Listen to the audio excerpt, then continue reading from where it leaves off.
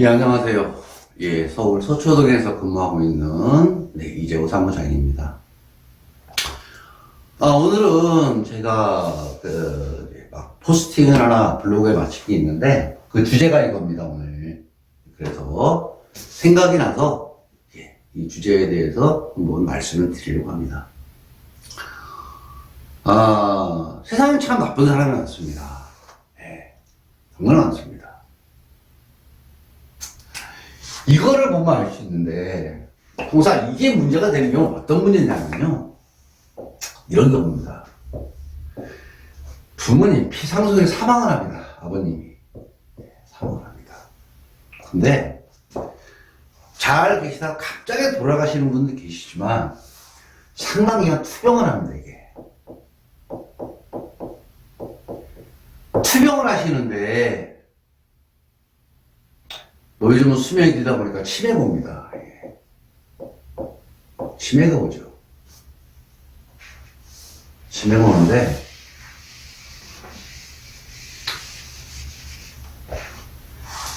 이때 증여를 받습니다. 또는 유언을 받습니다. 심지어 유언 공증까지 합니다. 유언 공정증서를 작성합니다.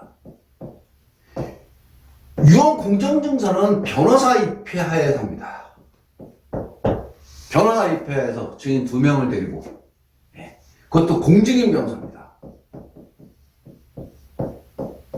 공증인 변호사는 국가로부터 위임을 받아가지고 공무원의 신분으로서 이 공정증서를 공문서로 만듭니다.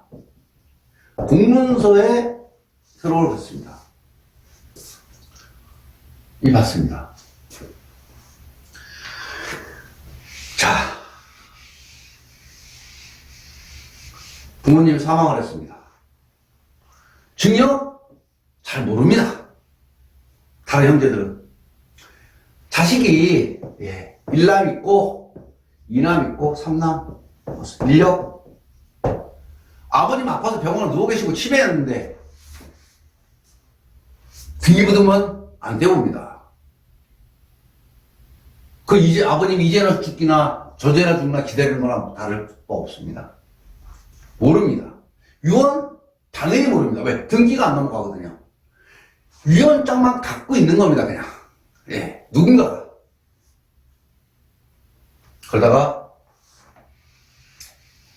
그러다가 돌아가십니다. 돌아가시고, 그러고 나서 여기서 상속을 준비합니다.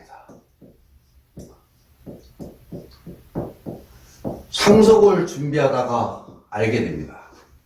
어라? 야, 증여받아갔습니다. 근데 아버지가 이미 치매에 있을 때 가져갔습니다. 유언장 작성 날짜, 유언 공정증서 작성 날짜 보니까 이때입니다, 이때. 이때면 문제가 없습니다, 이때면. 돌아가신 10년 전. 멀쩡합니다, 이때는. 아버님의 진정한 의사입니다. 아버님이, 막내야, 이 집 네가 져라. 진정한 의사입니다. 유료분을 청구할지 몰라도 아버님의 진정한 의사를 부인할 수 없습니다. 누구나 다 알고 있습니다. 이런 경우는 거의 무효주장을 할 수 없고, 무효주장이 안 됩니다. 하지도 않고 실질적으로 실물을 보면 할 엄두도 안 납니다. 해봐야 안 되니까. 이런 경우가 문제가 됩니다. 정말 많습니다. 생각보다 많습니다.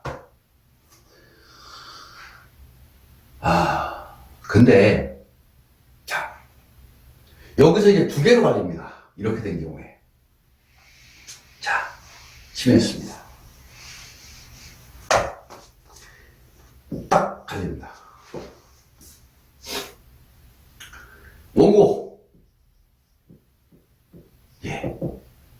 무효다.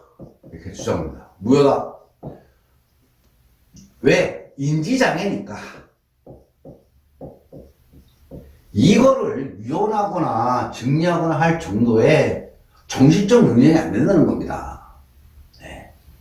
그렇기 때문에 이거는 무효다. 라고 주장합니다. 왜? 무효가 되면 그냥 상속분대로 나누든가, 생전에 다른 증여가 있으면 그걸 반영해서 나누면 되기 때문에 원고는 당연히 무효를 주장합니다. 피고, 누가 피고가 될까요? 예, 증여받은 자입니다. 유언받은 자입니다. 증여와 유언으로 소유권을, 재산적 이익을 취한 자입니다. 유효하다고 주장합니다. 우리 아버지 그때 정상이었다, 이렇게 주장합니다. 자, 여기서 일어나죠. 여기서 무효 주장이 나옵니다. 이렇게 됩니다. 자, 결국 문제되는 건 이 당시를 기준으로 피상속인의 인지 능력입니다. 결국 피상속인이 생전에 이때 이 시점, 예, 증여나 유언할 시점에 정상적인 인지 능력이 있었느냐 없었느냐입니다. 그런데 이 분쟁이 발생한 이 시점에는 이미 사망했습니다. 없어요. 네. 이 사람의 인지 능력이 문제가 되는데 이 시점에서는 이미 없습니다. 화장을 했든 땅에 묻었든 없습니다. 어떻게 증명할 겁니까? 물론 무효가 되는 경우는 이 꼭 인지만이 아닙니다. 이거 말고도 여러 가지가 있는데 대부분 이제 많은 경우가 이겁니다. 실무상 보면. 그래서 이걸 주제를 잡았는데 결국 이거를 어떻게 판단하냐면 진료기록입니다. 진료기록. 보통 치료 같은 경우는 신경정신과에서 합니다. 신경정신과에서 입원을 해가지고 치료를 받고 진단을 받게 됩니다. 입원도 하게 됩니다. 그때 이제 간호기록지도 있고 소견서, 담당 신경정신과 전문의의 소견서나 이런 것들이 있습니다. 이런 거 갖고 이제 판단을 하게 됩니다. 이 기록을, 진료 기록을 보고 이제 막인의 상태에 대해서 얘기를 하는데 진료 기록만 보면 위험물질 정상이다. 왜 배가 고프다고 하신다. 뭐라고 하신다. 마치 정상인 것처럼 보입니다. 이것만 보면. 근데 큰 소리를 헛소리 하신다. 선망. 이런 얘기 나옵니다. 진단하는데 진단명이 나옵니다. 치매. 알코올성 치매, 노유성 치매, 알츠하이머 나옵니다. 원고는 소송을 하는 무효를 주장하는 원고 입장에서는 당연히 이걸 내세웁니다. 치매였고, 항정신성 약을 들고 있었고, 헛소리 한다, 선망 증세가 있었다, 라고 간호기록지에 기재가 되어 있다. 따라서 이거 무효다, 이렇게 합니다. 근데, 소송을 당한 피고 입장에서는 또 쭉 여러 가지 기록 중에서 이런 것만 내세웁니다. 몇 월 며칠자 진료기록에 의하면, 또는 간호기록자에 의하면, 정상이다라고 하시고, 배고프다라고 하시고, 밥 잘 드신다고 하신다. 며느리가 오셨더니 반가워하셨다. 이런 거 얘기합니다.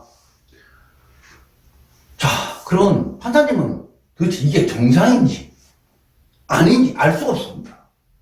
이런 것도 있고, 불리한 것도 있고, 도대체 정상이면 얼만큼 정상인지, 비정상이면 얼만큼 비정상인지 알 수가 없습니다. 이럴 때는 결국 어떻게 하냐면 이 진료 기록을 감정합니다. 감정. 보통 이제 원고가 무효를 주장하는 원고가 감정 신청을 합니다. 감정 신청을 하면 법원에서 지정한 이 신경정신과 전문의한테 서류를 보냅니다. 모든 의무 기록을 다 보내서 이 기록을 봤을 때 그 당시에 이걸 할 능력이 있었는지, 인지 능력이 있었는지 아니면 없었는지에 대한 감정 의견을 받았습니다. 물론 이 감정 의견은 이거 이렇게 보인다, 저렇게 가능성이 높다 이렇게 나오지, 기다 아니다 이렇게 안 나옵니다. 단정적으로 안 나오지만 대충 이럴 가능성이 높다 이렇게 나옵니다. 자, 이렇게 감정 의견이 나옵니다. 그럼 이 감정 의견이 두 가지 말이겠죠. 할 수 있다, 할 수 없다 이렇게 나옵니다. 그럼 판사님이 이것만 갖고 판단하면 또 그러시지 않습니다. 왜? 전문의가 한 거기 때문에 상당히 고려하지만 이것만 갖고 판단하지 않습니다. 여러 가지 관계, 해당 부동산의 성격, 뭐 증여자와 수증자, 다른 증여나 유언을 받지 못한 상속인들의 관계에 뭐 여러 가지를 고려를 해서 판단을 하게 됩니다. 유효다, 무효다. 근데 그래도 이 감정의견서를 존중을 합니다. 왜 그러냐면 의사는 의사에게, 병원은 진료는 의사에게, 그죠? 진료 기록만 보고 그 당시에 피상속인의 상태는 판사님보다는 의사가 더 잘합니다. 그것도 신경정신과 전문의가 잘 알 수밖에 없습니다. 그래서 아무래도 요 감정 의견을 많이 반영을 합니다. 이제 근데 이런 거 있죠. 왜 앙케이트 조사하지 않습니까? 우리 뭐 대통령이 누구하고 누구 붙을 때 어떻게 된다. 누구하고 누가 붙을 때 이렇게 이런 것도 있죠. 민주당 찍을 겁니까? 이렇게 물어보기도 하지만 뭐 국민의당이 있고 민주당이 있으면은 누구를 찍으시겠습니까? 이렇게 물어보는 경우가 있습니다. 근데 또 이렇게 결국은 민주당에서 물어보는 거지만 질문에 따라서 답이 틀린 경우가 많습니다. 마찬가지입니다. 감정의견도. 이 감정의견은, 이 감정신청, 진료기록 감정신청은 통상적으로 무효를 주장을 원고가 합니다, 원고가. 물론 저희가 피고가 된 것도 있지만, 지금 소송 중이지만, 저희도 넣습니다, 이렇게. 왜? 딱 봤는데 원고가 유도 질문을 하고 있습니다. 그러면 저희도 넣습니다, 이걸. 그래서 어떻게 물어보느냐에 따라서 이 감정 의견이 오르는 게 틀려질 수가 있습니다. 요거는 상당히, 감정 신청. 요 감정 신청은 상당히 주의해서 넣어야 됩니다. 어떻게 물어보느냐에 따라서 오는 게 틀릴 수가 있습니다. 자, 이거를 갖고 이제 무효다, 유효다가 결정이 됩니다. 자, 다시 말씀드리겠습니다. 자, 아버님이 사망을 하셨는데 사망하시기 얼마 전에 치매 상태에서 부동산을 증여를 받아가거나 유언을 받았다. 어떻게 증명해야 되냐? 진료기록 감정신청입니다. 이거를 통해서 증명을 할 수 있습니다. 많은 분들이 여기로는 대충 이렇게 말씀을 드렸고, 참고로 말씀드리면,